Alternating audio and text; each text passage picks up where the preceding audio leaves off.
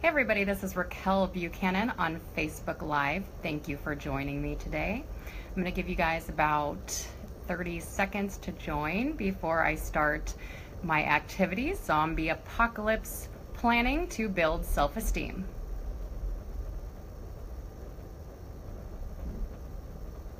So I'm going to give you guys about 30 seconds. We're going to do a quick run through of zombie apocalypse planning to build self-esteem. And so maybe you want to grab a piece of paper, maybe you want to grab a pen so we can start journaling these things.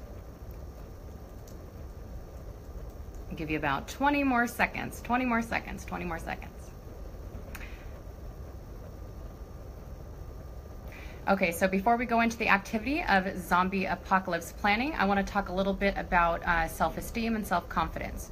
So individuals who may have trouble with their self-confidence or their self-esteem, they aren't aware of their abilities, and oftentimes they overestimate their weaknesses or disadvantages or disabilities. And many times individuals with low self-esteem, with low self-confidence, believe that they can get taken over by any circumstance. They believe that maybe they don't have what it takes to survive. Maybe they have not been trained or had the skills to implement in order to survive a devastating event. So many times individuals with low self-esteem and low self-confidence have what is called a external locus of control. They are consumed by their environment and believe that the environment will take over, and that the environment is too big and too scary for them to survive in. So they become helpless, they become hopeless, and as a repercussion, become worthless. So what I want you guys to do now is imagine that a zombie apocalypse has happened or is going to happen very soon. So what you want to do in a zombie apocalypse is, this is the worst thing that could ever happen to you. You are now at a place where you might be on your own and you need some help. But first we want to know, what is it that you bring to the table to help you in a zombie apocalypse? What is your strength? So right now, let's think. If I were in a zombie apocalypse, what can I contribute? For me, being in the mental health field, it's going to be able, my skill is going to be able to keep people calm. And how is this going to come in handy?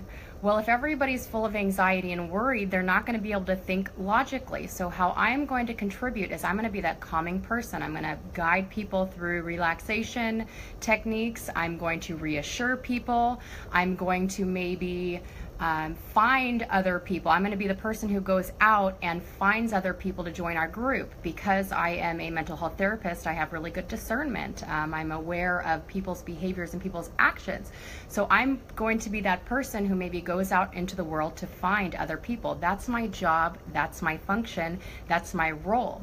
So now ask yourself, in a zombie apocalypse, what role would I play? What is it that is my strength that's going to help me be a particular sort of person in a zombie apocalypse? Maybe you're going to be the fighter. Maybe you're going to be the person who is a scavenger because you're good at finding things. Maybe you are going to be that brute force. You're going to be the person who can go out there and kill zombies because I am not afraid of using a weapon. So what is it that is your strength in this zombie apocalypse? Now the next thing, what is your weakness? If a zombie apocalypse were to happen, what is something that you're not going to be able to do? For me, let me think. A weakness that may be in the zombie apocalypse. I don't know how to really fire a gun. I don't know how to use weaponry. I am not one who is skilled at that. So I am identifying my weakness. This is my weakness. So many times individuals with low self-esteem or low self-confidence, they over-exaggerate their weaknesses, or they believe that because this is a weakness, I can't contribute anything to the situation. So now we want to ask ourselves, yes, we have a weakness. This is our weakness. Now, how can I help myself out with that weakness? For example, if I'm someone who does not know how to use artillery and I don't know how to use a gun, I'm going to need to find a buddy. So now we want to ask ourselves, to compensate for my weakness, which is the lack of support in my know-how to use firearms, I am going to have to find a buddy. So ask yourself, who can I use, or who can I gather? Now think in your personal life, who is it around me that knows how to do these things? Who can I ask for help?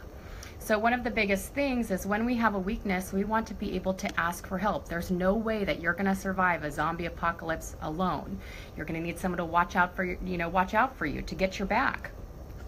And where are you going to find this from? Where am I going to find that person?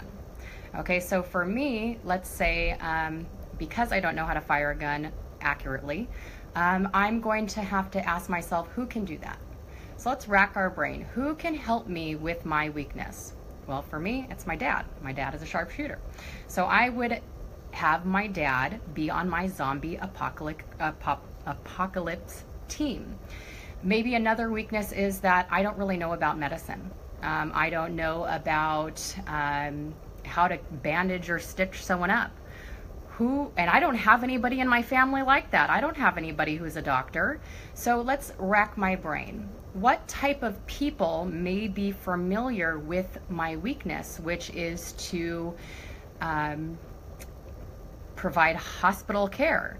Let's see. Maybe that would be someone who is an EMT. Maybe that would be someone who is a sports trainer, maybe a personal trainer. Maybe they know about the body and how the body works and the mechanics.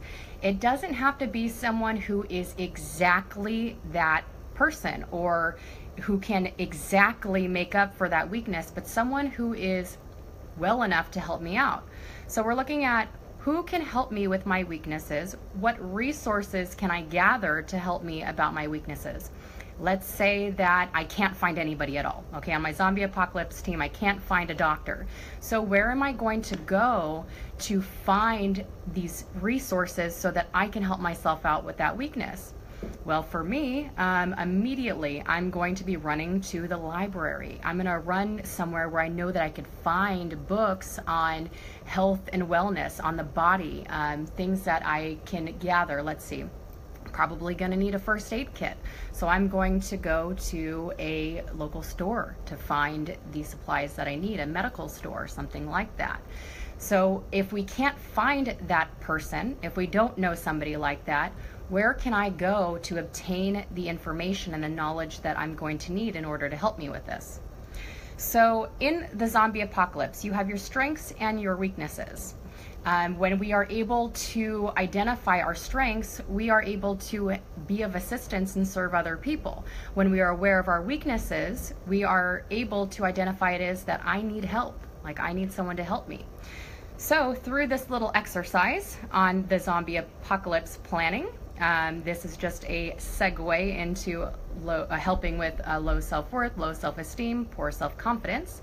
If you or someone you know would need some extra help in working through their self-confidence or their self-esteem, make sure you visit www.therapywithraquel.com for more help and more information. I hope to see you guys on the next live feed.